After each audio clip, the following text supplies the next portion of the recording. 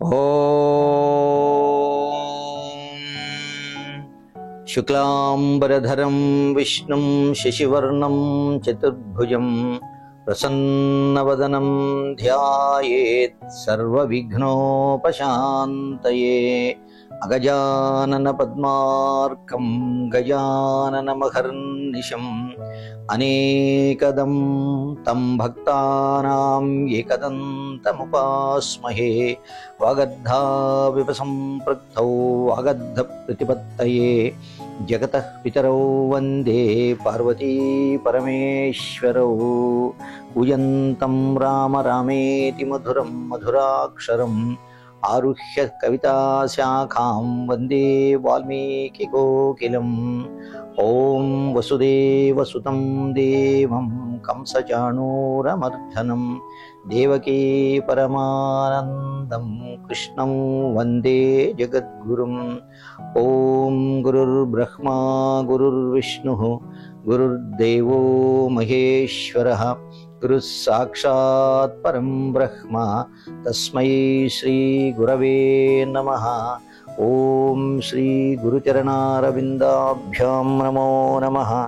ఓం శ్రీ గురుచరణారవిందయుగళం గృహీత్వా హస్తాభ్యాం శిరసి నయనే వక్షసి వహామి.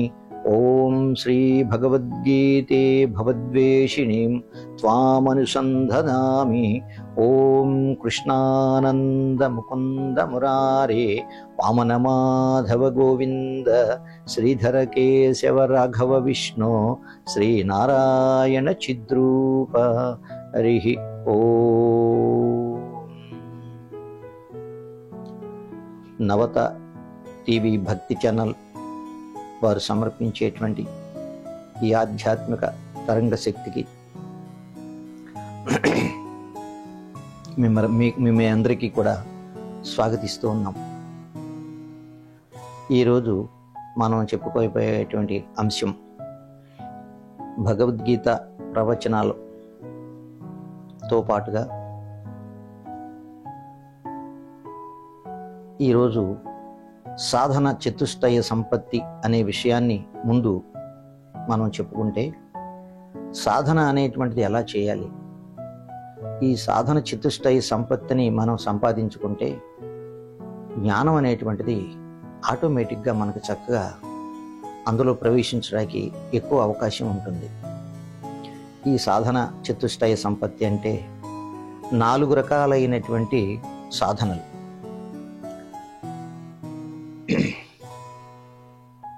ఒకటి నిత్య అనిత్య వస్తు వివేకము. 2 ఇహమోత్ర ఫలభోగ విరాగము. 3 శమాధి షట్క సంపత్తి. 4 ముముక్షత్వము. ఈ 4 గురించి మనం తెలుసుకుంటే సాధనలో మనం చాలా పురోభివృద్ధిని పొందుతాం అనేటువంటిది మహానుభావులు శంకరాచార్యుల వారు చెప్పి ఉన్నారు. దాని గురించి మనం తెలుసుకుందాం. నిత్య అనిత్య వస్తు వివేకము మొట్టమొదటిది అంటే ఏమిటి? నిత్యమైనటువంటిది ఏది, అనిత్యమైనటువంటిది ఏది? నిత్యమైనటువంటిది చరాచర సృష్టినంతటిని ఏ శక్తి అయితే నడిపిస్తూ ఉందో దాన్ని భగవంతుడు అన్నాం మనం. భగవంతుడికి అనేక రకాలైనటువంటి పేర్లు పెట్టాం మనం. ఆయనే బ్రహ్మ అన్నాం. నిత్యమైనటువంటి వాడు పరమాత్మ, అనిత్యమైనటువంటిది ఈ లోకము. దాన్ని మనం తెలుసుకోవాలి. అనిత్యమైనటువంటి దాన్ని, నిత్యమైనటువంటి దాన్ని. నిత్యమైనటువంటిది పరమాత్మ, అనిత్యమైనటువంటిది ప్రాపంచిక విషయం. మొత్తం కూడా ప్రపంచమంతా కూడా అనిత్యమే అన్నాం. ఎందుకలా దాన్ని మనం చక్కగా కూలంకర్షంగా తెలుసుకోవాలంటే, పరమాత్మ ఎప్పుడూ ఉండేటువంటి వాడు. మరి లోకం అనిత్యం అన్నాం కదా, అంటే పరిణామ క్రమంలో లోకం ఉంది. ప్రపంచమంతా కూడా పరిణామ క్రమంలో ఉంది. ఒకప్పుడున్నది తర్వాత ఉండట్లేదు. ఒకప్పుడు లేదు, ఇప్పుడుంది, తర్వాత ఉండదు. ఎందుకని? యదృశ్యం తన్నశ్యం. ఏదైతే మనకు దృశ్యంగా కనిపిస్తూ ఉందో అదంతా కూడా కాలగర్భంలో నశించిపోయేది. లోకం అంతా అంతే కదండి. పంచభూతాత్మకమైనటువంటి ఏ లోకము వస్తుంది, ఒక వస్తువు పుడుతుంది, ఒక జీవి పుడుతుంది, తర్వాత పెరుగుతూ ఉంది, పరిణామ క్రమంలో పెరుగుతూ ఉంది, తర్వాత దానికి వయసు పెరిగిన తర్వాత క్షీణదశకు వస్తుంది. ఆ క్షీణదశ అయిపోయిన తర్వాత మరణిస్తూ ఉంది, అంటే కాలగర్భంలో కలిసిపోతుంది. మరి లోకం అనిత్యమే కదా. అందుకనే పరమాత్మ ఏం చెప్పారు? అనిత్యం అసుఖం లోకం ఇమం ప్రాప్య భయస్వమాం అన్నారు. శ్రీకృష్ణ పరమాత్మ భగవద్గీతలో అనిత్యం అసుఖం లోకం ఇమం ప్రాప్య భయస్వమాం. అనిత్యము అసుఖము, నిత్యం కానిటువంటిది. ఒకప్పుడు లేదు, ఇప్పుడు ఉంది, రేపు ఉండదు, కాబట్టి అనిత్యము. సుఖం ఉందా అంటే కాసేపు సుఖంగా అన్నట్టుగా అనిపిస్తుంది, కాసేపు కష్టాలు వస్తూ ఉండి, కాసేపు దుఃఖం వస్తుంది, కాసేపు లాభము నష్టము, జయము అపజయము, నానా రకాలైనటువంటి ద్వంద్వాలతో మనం గడుపుతూ ఉన్నాం. అప్పుడు అది సుఖం ఎలా అయింది? సుఖం అంటే పరమాత్మ తత్వానికి సంబంధించినటువంటిది సుఖము. అది సత్ చిత్ ఆనందము అన్నారు. సత్ అంటే పరమాత్మ, చిత్ అంటే ప్రకాశము, ఆనందం అంటే ఎల్లప్పుడూ ఉండేటువంటిది. అందుకనే కృష్ణ పరమాత్మని కృష్ణ అంటే, కృష్ణ అంటే ఎల్లప్పుడూ, స్నహ అంటే ఆనందము, ఎల్లప్పుడూ ఆనందంగా ఉండేటువంటి వాడు కృష్ణ పరమాత్మ అన్నాం. ఆ ఆనంద స్వరూపుని మనం పొందటానికి మనం ఈ దేహాలను తీసుకొచ్చాం, కానీ అనిత్యమైనటువంటి సుఖాన్ని పొందటానికి కాదు. అందుకని నిత్య అనిత్య వస్తు వివేకం కలిగి ఉండాలి. నిత్యమైనటువంటిది ఏది, అనిత్యమైనటువంటిది ఏది అనేటువంటిది చక్కగా మనం పెద్దల దగ్గర తెలుసుకుని ఆ భావన పొందుతూ మనం దాన్ని ఆచరణలో పెట్టుకోవాలి. ఒకటి అయిపోయింది. రెండోది ఇహామోత్ర ఫల భోగ విరాగము. ఇహము పరము. ఇహము అంటే ఈ భూలోకంలో, ఈ భూలోకంలో నేను అవి అనుభవించాలి, ఇవి అనుభవించాలి, ఈ ఆస్తులు సంపాదించాలి, ఆ ఆస్తులు సంపాదించాలి, ఈ భోగాలను అనుభవించాలి, ఆ భోగాలను అనుభవించాలి, రకరకాలైనటువంటి ఎన్నో రకాలైనటువంటి భోగాలు ఉన్నాయి. ఆ భోగాలన్నింటిని కూడా నేను అనుభవించాలి అనేటువంటిది, దాని మీద వైరాగ్యాన్ని పొందాలి. ఇహ ఆమూత్ర. ఆమూత్రం అంటే స్వర్గలోకంలో ఏయో భోగాలు ఉన్నాయి, ఆ భోగాలన్నింటినీ అనుభవించాలి. ఇహంలోనూ కూడా అవతల కూడా మనము ఆ వైరాగ్యాన్ని పొందాలి. దాని మీద వైరాగ్యాన్ని పొందితే జ్ఞానానికి దగ్గర అవుతాం మనం, అంటే పరమాత్మకి దగ్గర వైపుకి మనం ఉంటాం. అప్పుడు పరమాత్మను చేరుకోవటానికి ఎక్కువ అవకాశం ఉంటుంది. అందుకని రెండేది ఏం చేసింది?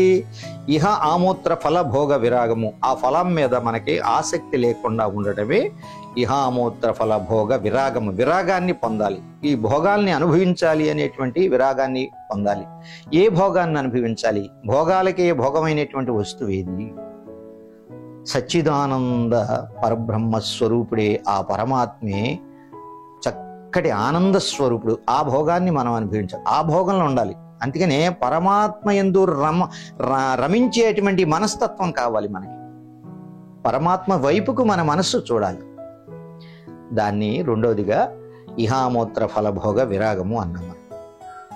తర్వాత కొంతమంది ఏం చేస్తారంటే ఈ ఇహామూత్ర ఫలభోగ విరాగంలో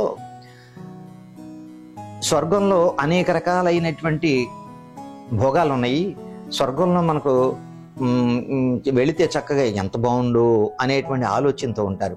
కొంతమంది పుణ్య కార్యక్రమాలు చేసి స్వర్గాన్ని పొందాలి అనేటువంటి భావంలో కూడా చేసేటువంటి వాళ్ళు ఉన్నారు. స్వర్గంలో ఇంద్రుడు, రంభ, ఊర్వశి, మేనక, తిలోత్తమ అలాంటి వ్యక్తులు ఉన్నారు.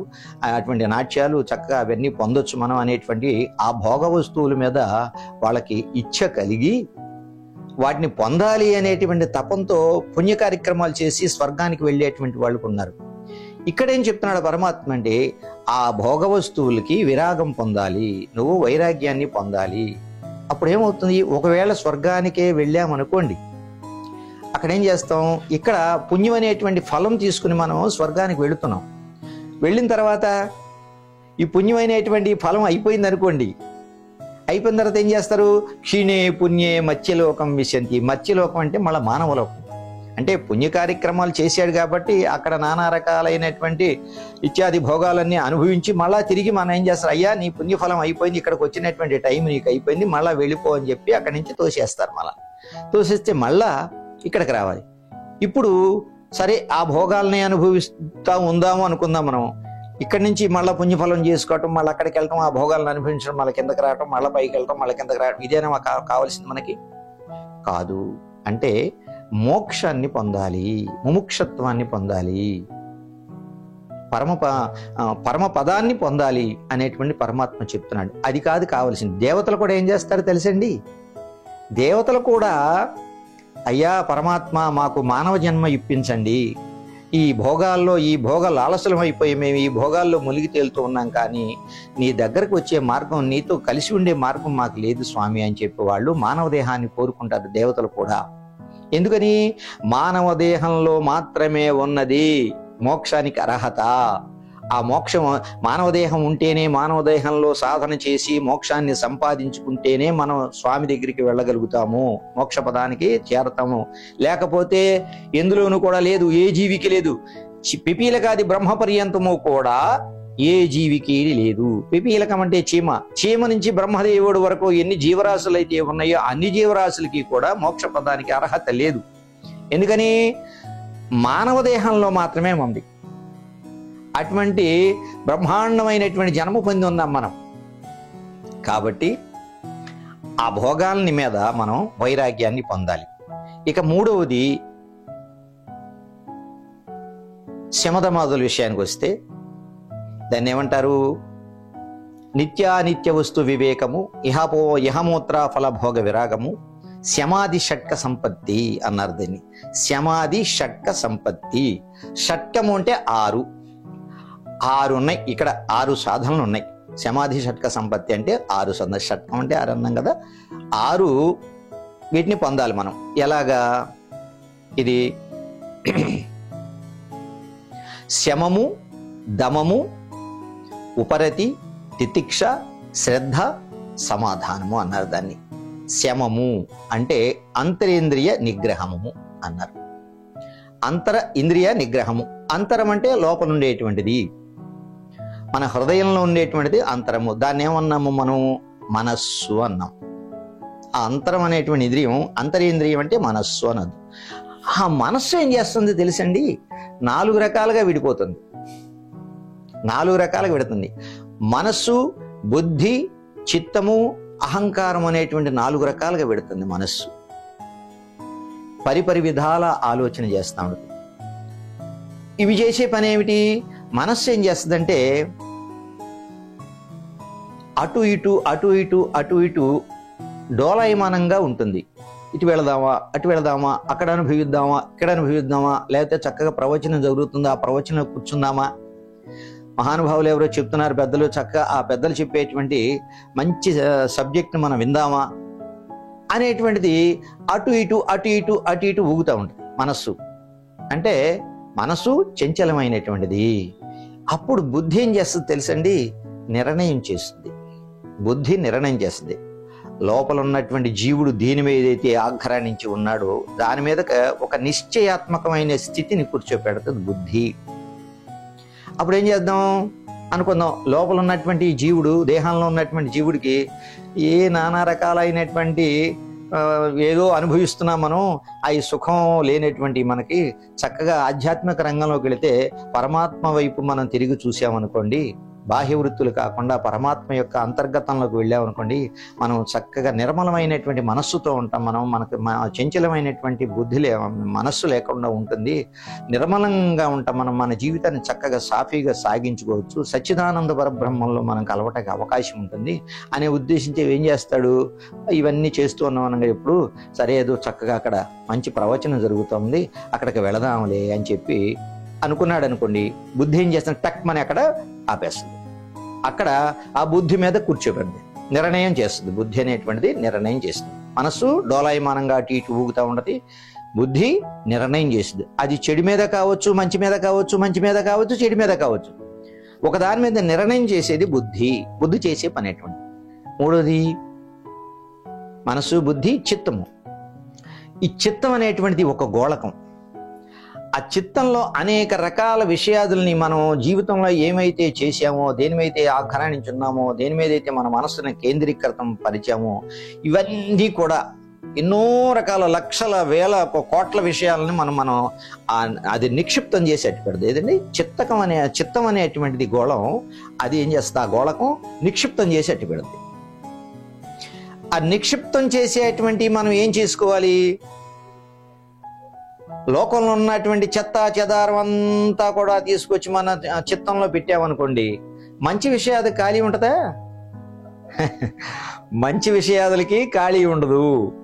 చిత్తం నిండిపోయి ఉంటుంది, చెత్తతో నిండిపోయి ఉంటుంది. చిత్తం అనేటువంటిది చక్కటి సచ్చిదానంద పరబ్రహ్మ స్వరూపాన్ని చిత్తంలో మనం నిలుపుకుంటాక అనేటువంటిది మనం చిత్తాన్ని పెట్టాడు కాదు పరమాత్మ. మనం ఏం చేస్తున్నాం? నానా రకాల చిత్తనంతటిని తీసుకొచ్చి చిత్తంలో నిక్షిప్తం చేస్తున్నాం. అప్పుడు మంచి విషయాలు కావాల్సి వస్తాయి మనకి. చిత్తంలో ఖాళీ ఉందండి? చిత్తంలో ఖాళీ లేదు.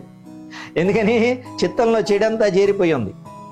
కాబట్టి ఆ చెడు విషయాల మీద వైరాగ్యాన్ని పొంది మనం అప్పుడు చిత్తంలో చక్కటి ఆధ్యాత్మికమైనటువంటి విషయాల్ని, మంచి విషయాలని, సత్కర్మల్ని, సత్సాంప్రదాయాల్ని, సద్బుద్ధిని, సత్ప్రవర్తనని మనం నింపామనుకోండి, చిత్తం మనకేం చేస్తుంది? చక్కటి మంచి భావాన్ని మనకిప్పుడు కూడా ఇస్తూ ఉంటుంది. ఇంకొకటి, చిత్తం అనేటటువంటి ఏం చేస్తుంది? నిక్షిప్తం చేసి అట్టి పెడుతుంది. మనకు కావాలన్నప్పుడు గుర్తు చేసేది కూడా అది. అంటే నిక్షిప్తం చేయటం, తర్వాత రిలీజ్ చేయటం. అంతే. మనం ఇవాళ కార్యక్రమం చేస్తున్నాం, ఇవాళ ఈ భగవద్గీత కార్యక్రమం అనేటువంటిది చేస్తున్నాం మనం. రేపొద్దున ఎవరన్నా అడిగారు అనుకోండి, ఏమండి నిన్న ఏం జరిగిందండి, నేను పలానా టైం 10:30 ఆ సమయంలో మీరు ఏం చేశారండి? నేను అక్కడ స్టూడియోలో చక్కగా నవతా స్టూడియోలో ప్రవచనం చెప్పొచ్చాను అంట. నాకెవరు చెప్తున్నారండి? నాకెవరు చెప్తున్నారు? చిత్తం అనేటువంటిది రిలీజ్ చేస్తుంది. చిత్తం చేసే పనులు అవి. తర్వాత ఇంకోటి ఏమిటి? అహంకారము. మనసు, బుద్ధి, చిత్తము, అహంకారము. ఇవన్నీ కూడా ఏం చేస్తుంది? ఒక మనసే 4 రకాలుగా మారి 4 రకాల పనులు సృష్టిస్తూ ఉంది. అహంకారము అంటే నేను కాబట్టి చేస్తున్నాను, నేను అనేటువంటి అహంకారం, రజోగుణాత్మకమైనటువంటి అహంకారాన్ని తీసుకొస్తుంది. ఆ అహంకారం అనేటువంటిది మనకు శత్రువు లాంటిది. మనకు మిత్రుడుగా ఉండాలి. అహంకారాన్ని రహితం చేసుకుని, శత్రుత్వం లేకుండా అహంకారాన్ని మనం రహితం చేసుకుని, పరమాత్మ యందు మన దృష్టి పెట్టుకుని మన పనులన్నీ మనం చక్కగా చేసుకున్నట్లయితే అది కారాన్ని తీసేసామనుకోండి, అహం అంటే నేను. కారము తగిలిస్తే అహంకారము. కారం తగిలిస్తే ఏమైపోయింది? రజోగుణ సంబంధమైనటువంటి విషయాదులు మనం కూరుకుపోతాం. కాబట్టి ఆ అహంకారాన్ని నశించుకోవాలి. ఇప్పుడు ఏమైందండి? మనసు, బుద్ధి, చిత్తము, అహంకారం. ఇది అందులో వచ్చినాయి. శమము అన్నాం దీని. అంతరేంద్రియ నిగ్రహము. వీటిలన్నిటి మీద నిగ్రహాన్ని పొందాలి. శమము అంటే అంతరేంద్రియ నిగ్రహం. ఇప్పుడు చెప్పినవన్నీ కూడా దానికి సంబంధించినవి. దమము అంటే ఇక్కడ శమం అయిపోయింది. దమము అంటే బాహ్యేంద్రియ నిగ్రహము. బాహ్య ఇంద్రియములు అన్నారు. బాహ్యేంద్రియములు ఎన్నండి? 10. 5 కర్మేంద్రియములు, 5 జ్ఞానేంద్రియములు. కర్మేంద్రియములు అంటే ఏమిటి? కర్మ చేసేటువంటి పనిముట్లు. అవేమండి అంటే కర్మ అంటే పని చేసేటువంటి పనిముట్లు. కాళ్ళు, అక్కడి నుంచి ఇక్కడికి రావాలి. కాళ్ళు ఉంటేనే రాగలుగుతాం మనం. కాళ్ళు, చేతులు, ఏదైనా పట్టుకోవాలి, చెయ్యాలి. ఏ పని చేసినప్పటికీ చేతులు కావాలి. అవి చేతులు రెండైనవి అక్కడికే. కాళ్ళు, చేతులు, మాట్లాడేటువంటి నోరు కూడా కర్మేంద్రియమే, అంటే కర్మ చేసే పనిముట్టే. 4. తర్వాత మలేంద్రియము, మూత్రేంద్రియము. ఈ 5 కూడా కర్మ చేసే పని చేసేటువంటి పనిముట్లు. తర్వాత ఇంకొక 5 జ్ఞానేంద్రియాలు. ఆ జ్ఞానేంద్రియాలు ఏమిటండి? జ్ఞానాన్ని సంపాదించి పెట్టేవి అవి. అందుకని పరమాత్మ మనకి జ్ఞానేంద్రియాలని, కర్మేంద్రియాలని, కర్మతో చక్కగా కర్మేంద్రియాలతో మంచి కర్మలు, సత్కర్మలు చేసుకోండి, జ్ఞానేంద్రియాలతో చక్కగా జ్ఞానం అనేటువంటిది సంపాదించుకోండి అని చెప్పి మానవ దేహంలో చక్కగా ఇవన్నీ ఇమిడ్చి పెట్టారు స్వామి. ఎంత అద్భుతమైనటువంటి దేహాన్ని మనం పొందాం. ఆ జ్ఞానేంద్రియాలు చేసేటువంటి పని. కన్ను ఉంది, చక్కగా మంచి వస్తువుల్ని చూడండి, మంచి చూపు చూడండి. అది మనం ఏదన్నా చూసామనుకో, దారిలో వస్తూ ఏదైనా చూసామనుకోండి, ఏదో మనకు తగిలింది, ఇదేమిటో అని చెప్పి చూస్తాం మనం. అదంతా లౌకిక మాయకి సంబంధించినటువంటిది. మనసు ఏం చేస్తుంది? కన్ను చూసేటప్పుడు కాలు అక్కడికి వెళ్ళిపోద్ది. ఎప్పుడు అది? ఇందాక చెప్పుకున్నామే, మనసు, బుద్ధి, చిత్తము, అహంకారం ఇవన్నీ కూడా కంట్రోల్లో పెట్టుకున్నట్లే అప్పుడు మనకి కన్ను చూసినప్పటికీ కూడా కాలు వెళ్ళదు. ఎందుకని? ఆ జ్ఞానంలో ఉంటాం. మనం జ్ఞానాన్ని అంటే మనం ఏవైతే చూస్తున్నామో చూస్తాకి అవకాశం ఉన్నటువంటిది కన్ను, చూపు కలిగించేటువంటిది కన్ను, కాబట్టి అది జ్ఞానేంద్రియం. కన్ను మూసుకుంటే ప్రపంచం లేదు. కన్ను మూసుకుంటే ఏమీ తెలియదు కదా, అది జ్ఞానాన్ని సంపాదించి పెడుతుంది. ఓకే, తర్వాత కన్ను మూసుకున్నాం, ఏదో మాట్లాడుతున్నారు, ఎవరో ఏదో మాట్లాడుతున్నారు. మనకి ఆ వినికిడి శక్తిని వినిపించేది ఏది? చెవి, శ్రవణేంద్రియము అన్నారు దాన్ని. ఆ శ్రవణేంద్రియం ద్వారాగా మనం కళ్ళు మూసుకున్నప్పటికీ కూడా శ్రవణేంద్రియం ఏం చేస్తుంది? మనకి విషయాన్ని తెలియపరుస్తుంది, జ్ఞానాన్ని తెలియపరుస్తుంది. అది జ్ఞానేంద్రియము. తర్వాత ఏమైంది? కన్ను, చెవి. మంచి సువాసన వచ్చింది, అక్కడ అగరబత్తి వెలిగించాము, దైవం దగ్గర అగరబత్తి వెలిగించాము, లేకపోతే ధూపం వేసాము చక్కగా, లేకపోతే సాంబ్రాణి వేసాము, మంచి సువాసన వచ్చింది. లేకపోతే ఒక మల్లి తీగ ఉంది, ఆ మల్లి తీగ చక్కగా మల్లి పువ్వులు వచ్చాయి, మల్లి పువ్వుల యొక్క సుగంధాన్ని మనం ఆస్వాదిస్తాము. ఎవరిచ్చారు అది? నాసికము ఇచ్చింది. అంటే ముక్కు రంధ్రాల్లోకి చక్కగా ఆ వాసన మనకి వెళ్ళి మన మనసుకి అందిస్తుంది. అది కూడా జ్ఞానాన్ని సంపాదించి పెట్టింది కదా. కళ్ళు మూసుకున్నాం, చెవులు మూసుకున్నాం, వాసన ఎక్కడి నుంచి వచ్చింది అంటే ముక్కు మనకు తీసుకొచ్చి చక్కగా మన యొక్క ఆ నరం సిస్టంలోకి అందించి మనకు తెలివిలోకి అందిస్తుంది. ఓ మంచి వాసన వచ్చింది అని అనుకోండి, అది కూడా జ్ఞానేంద్రియం. తర్వాత ముక్కు మూసుకున్నాం, కళ్ళు మూసుకున్నాం, చెవులు మూసుకున్నాం, మనకెవరో తగిలారు, స్పర్శేంద్రియం చెబుతుంది.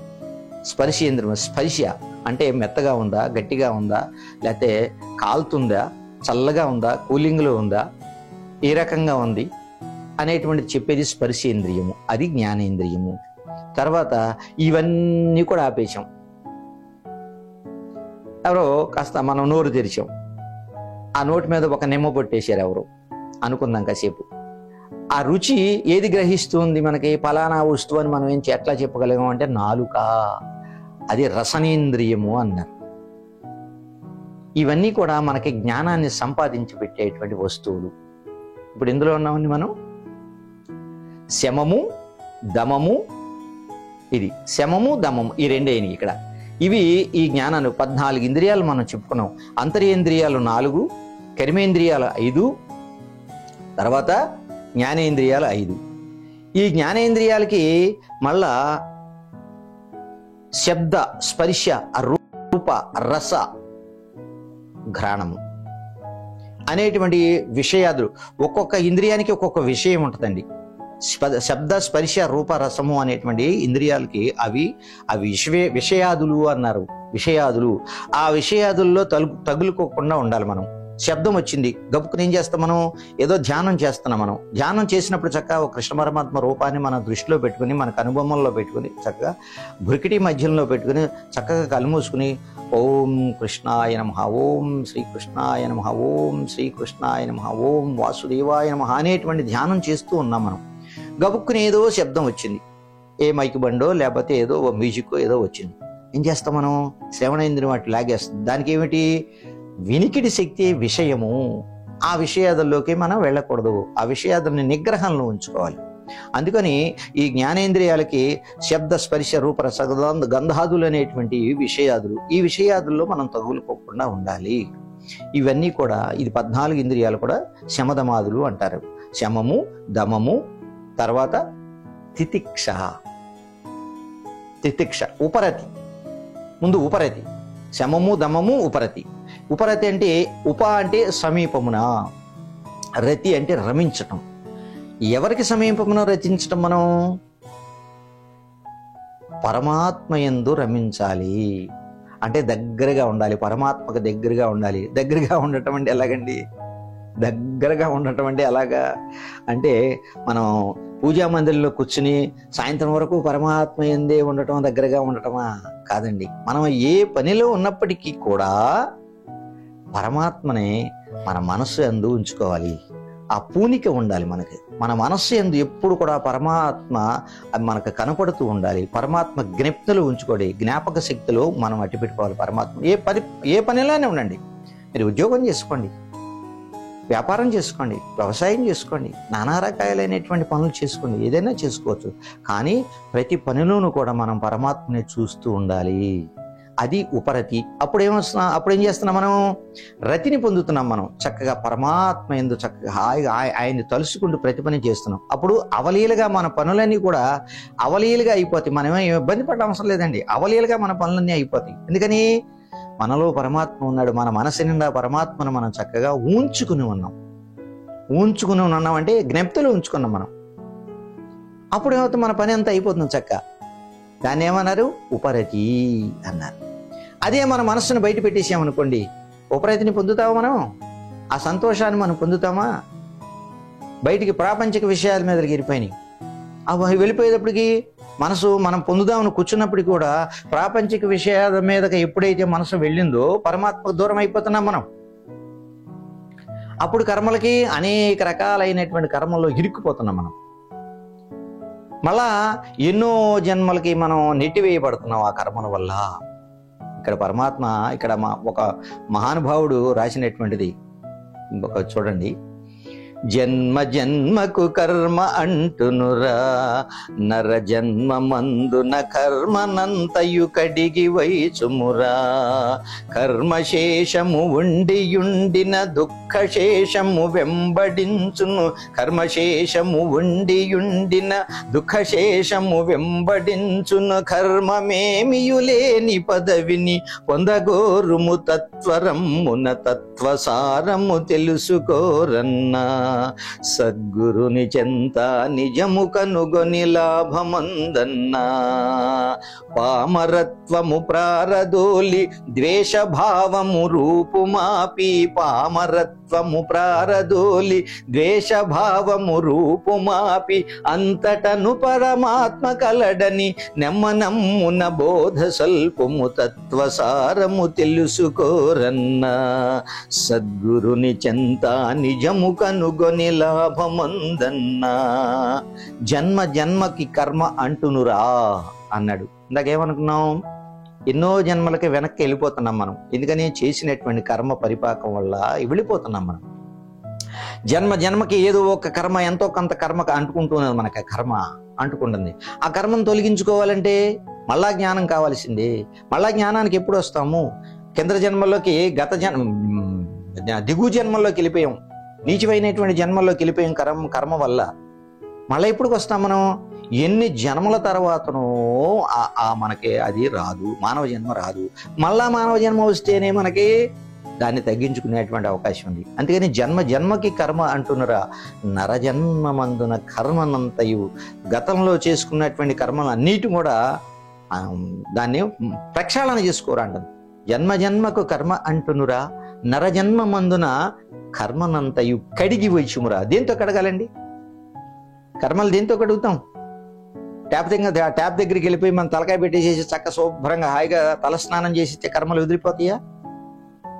దేహంలో మట్టి వదులుతుంది, దేహంలో ఏమన్నా మురికి ఉందనుకోండి అది వదులుతుంది. కానీ చేసినటువంటి కర్మ ఎక్కడి నుంచి వదులుతుంది? ఎలా వదులుతుంది? మన మనస్సును శుద్ధం చేసుకోవాలి. మన మనస్సు అనేటువంటి దాన్ని బాగా కడగాలి. దేంతో కడగాలి?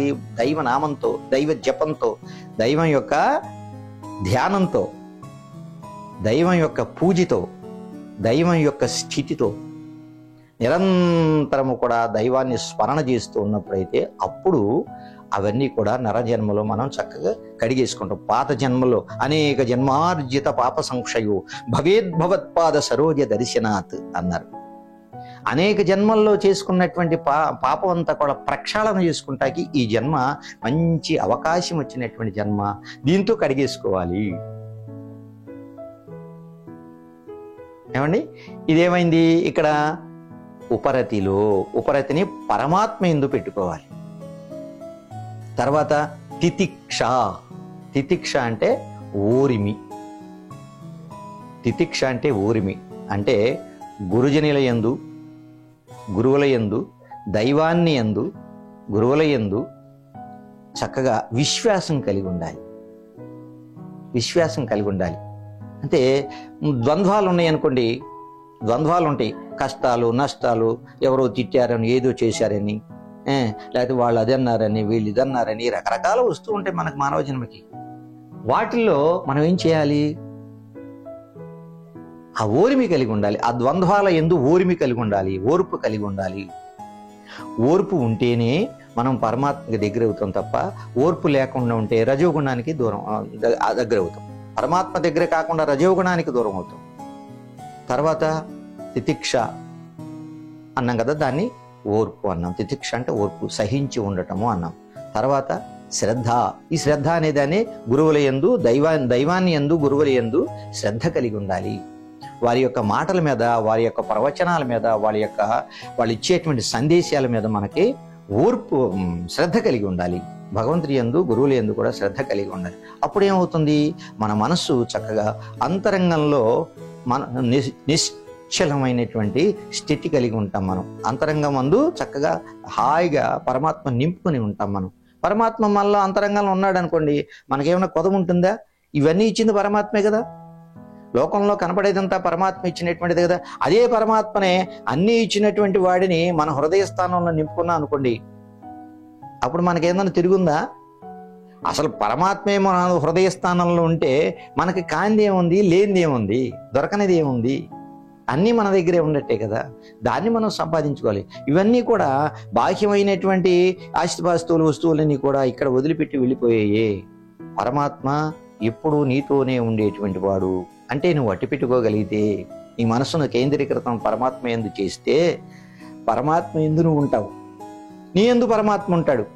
అందుకనే పరమాత్మ అన్నాడు, సమోహం సర్వభూతేషు నమే ద్వేషోస్తి న ప్రియః ఏ భజంతి తు మాం భక్త్యా మయి చారణ్య యోగేన మైతేతేషు చాప్యహం. ఏ భజంతి తు మాం భక్త్యా మైతేతేషు చాప్యహం అన్నాడు పరమాత్మ. అంటే నాకు ప్రియుడు గాని అప్రియుడు గాని ఎవరూ లేరు.